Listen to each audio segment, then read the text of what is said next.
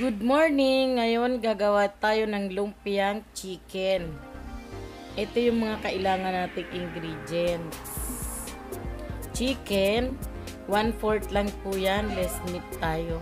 Tapos dalawang carrots. Alam nyo bang hiniwa ko pa yan ng pagkaliit-liit. Di ko naalala na pwede ko naman pala siyang gadgarin na lang para mabilis. Then bawang po na talagang maliliit din. Tapos isang malaking sibuyas na puti. Yun yung gamit ko, puting sibuyas. Halos 1 cup yung na ano ko. Tapos isang itlog. Then isang teaspoon na ground black pepper. Lalagyan ko rin siya ng oyster sauce saka magic sarap. Hindi ko po ubusin yung magic sarap na yan ha. Mga kalahati, halos kalahati niya. Ayan, kasi yun yung magpapalasa. Kaya magic sarap, magic daw. No? Tapos gagamit din ako ng asin. Yung asin na yan, medyo marami yan. Baka di ko rin ubusin. Tapos yun. Ako lang din po nagpino ng manok na yan. Kasi isang isang buong breast. Tapos, kuha tayo ng malaking bowl para haluin natin. Dito natin pagsasama-samahin yung mga ingredients.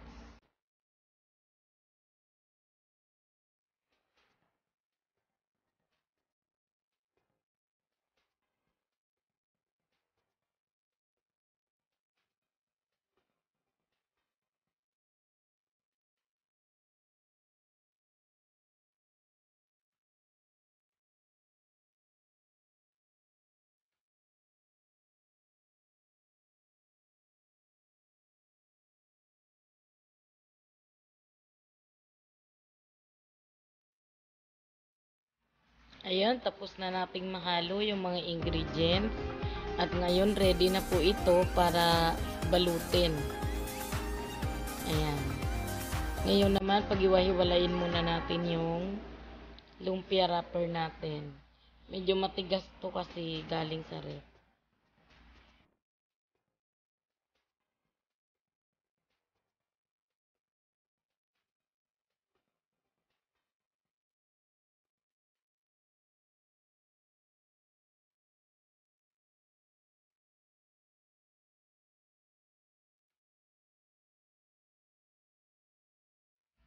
Okay, ngayon naman mag-start na tayong magbalot.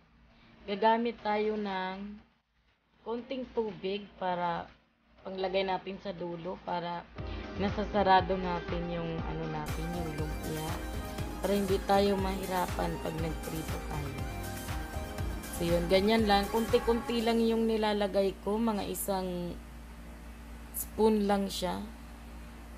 Ano bang spoon tong gamit ko? Tablespoon ba to? Tablespoon ata siya. So, isang tablespoon lang. Dire-diretso lang, tuloy-tuloy lang, ganyan lang gagawin natin.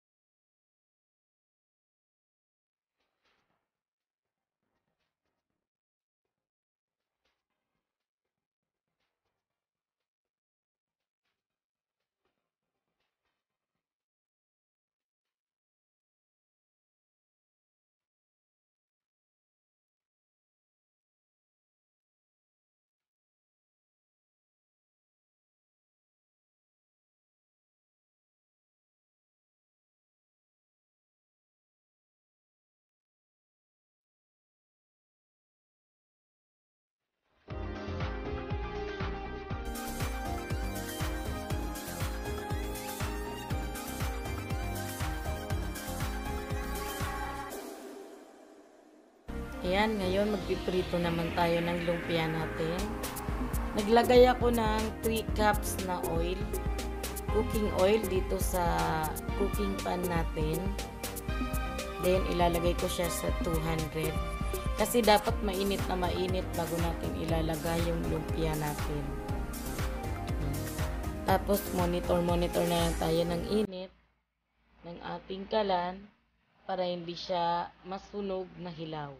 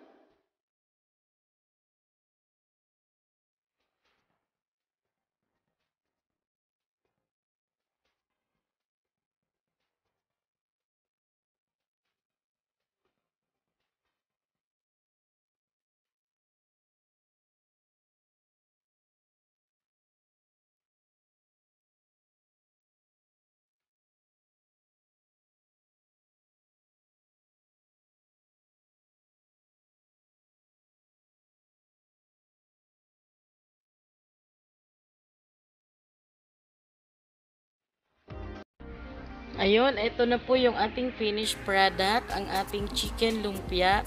Naggawa lang ako ng sausawan, suka yan.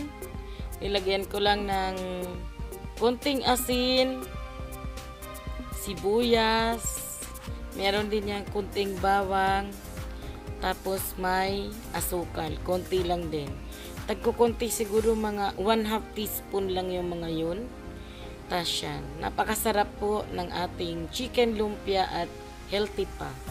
Yun, maraming salamat po sa mga nanood. Sana po may bago na naman kayong natutunan at sana matry nyo din po. At sa mga hindi pa po nakasubscribe sa aking channel, click nyo na po ang subscribe at ang notification bell para every time na may bago tayong video ay manonotify po kayo. Thank you!